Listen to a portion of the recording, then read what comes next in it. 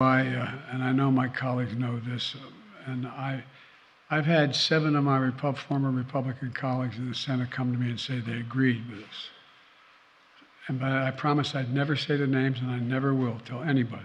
But the reason they did that was they said, Joe, if I vote for X, Y, or Z, they're going to primary and it'll cost me my election. Not a lot of political courage, but an explanation of why there's a lot of people who believe what we're doing is right, but just a little work. Of Biden's proposed plan.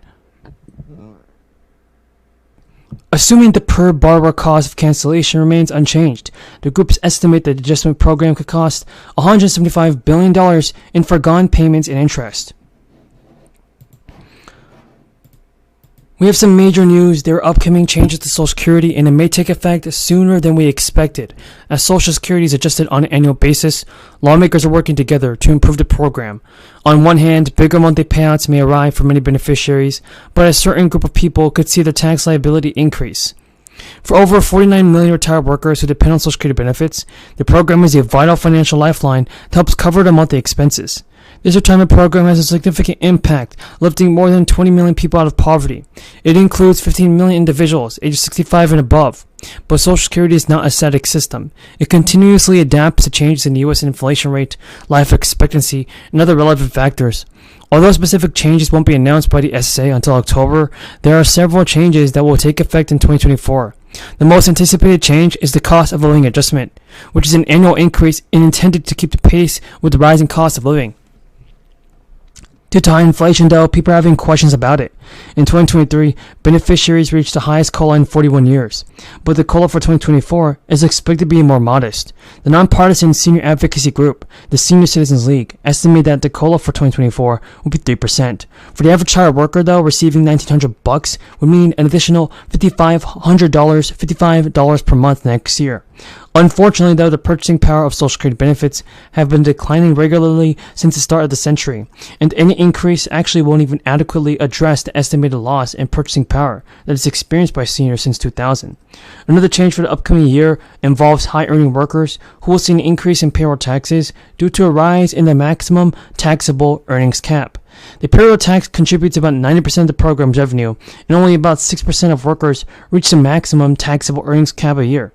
Additionally, high earners collect Social Security benefits. They may experience a large monthly payout, as the maximum monthly benefit amount at a full retirement age is expected to rise in 2024. To qualify for the maximum Social Security benefit, you must meet 3 criteria.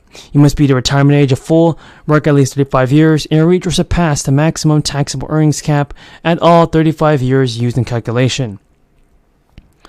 I recognize the gentleman from New York, Mr. Jacobs, for 5 minutes. Thank you very much, and thank you to all the panelists and Speaker Gingrich for being here today. This is a very critical issue for the future of our nation and our young people.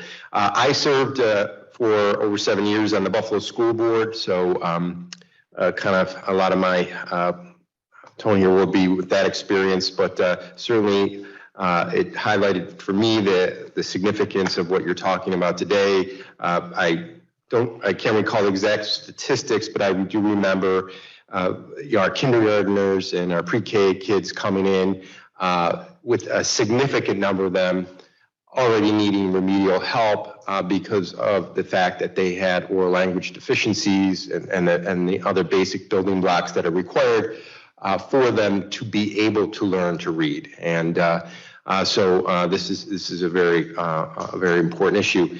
Mr. Malik, I just wanted to ask... The recent dip in New Jersey's revenue virtually ensured that the New Jersey payments will never be made. Others criticized the $500,000 income cap, suggesting that it directs aid toward the residents who don't even require assistance with property tax. The Texas state legislature also approved a law this year that will increase the homestead exemption, and voters will have to approve this in November because it will require a change to the Texas Constitution. It will lower the property tax bills for homeowners, and in the wake of the Supreme Court actually cutting down Biden's student loan forgiveness plan, groups are aiming to take at its efforts to deliver the debt cancellation to scores of Americans. This past Friday, the Institute and Mechanic Center for Public Policy filed a lawsuit against Joe Biden's plan to cancel federal student debt. The groups are asking the court to halt the program, which they argue violates the federal law because the administration didn't even produce it through the rulemaking process and offer the public the opportunity to weigh in. The groups argue that for Congress, well, it's going to create the first income-driven plan in the 90s, never give the department the authority to count non-payment as payments, and they say the same is true for the public service loan forgiveness, in which the public sector and non-profit workers can have the balance of their loans forgiven after 10 years of service. As part of the income-driven repayment plan, well, the department also gave people working toward policy service forgiveness credits for periods as long as their long-term forbearance. Rhode Island, Jack Reed, Chairman of Armed Services, and I thank him, Senator Wicker, and so many others for their great work. Well, look, let's look at what's happened. The past few weeks in the Senate have shown the power of working in a bipartisan manner. NDAA is a prime example of how Congress can work together for the American people. We have a very divided country. We have a divided Congress, but nonetheless, we were able to come together and pass a bill overwhelmingly on one of the most important Year limitation date as the crisis pushed back the 2019 filing date by 3 months. Under the law, lawmakers and taxpayers generally have years to file and claim their tax refunds. That's if you don't even file a return within 3 years. The money becomes the property of the U.S. Treasury Department. And now, if you reside in the state of New Mexico, keep an eye out on your bank account. The New Mexico governor says that the latest round of rebates will go out mid-June.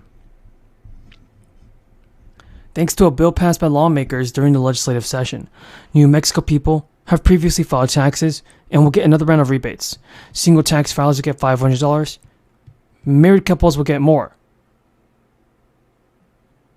And taxpayers who use direct deposit when filing their tax returns will get the latest round of rebate checks automatically via direct deposit. If you moved here since 2021, you should update your address online via the Taxation and Revenue Department's Taxpayer Access Point. Now, for everybody in the United States of America, well, the Bureau of Labor Statistics reported that the consumer prices climbed 5% in March, down from 6%. The latest inflation reading represents the 9th straight month of easing price growth on an annual basis, and it's down from 9% high last June.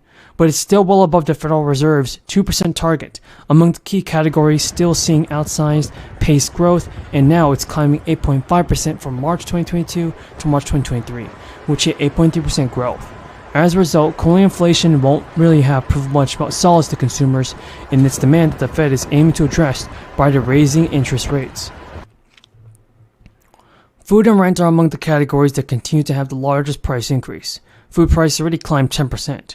In the same month, rents had the largest one-month increase on record, climbing 8.2%, and rent data is even considering a lagging indicator, meaning surveys are slower to capture real-time changes because mostly, Schumer, however, did not specify whether he would bring the $35 cap up by itself or as part of a larger bipartisan bill with Susan Collins. Now, Senate Republican Chuck Gray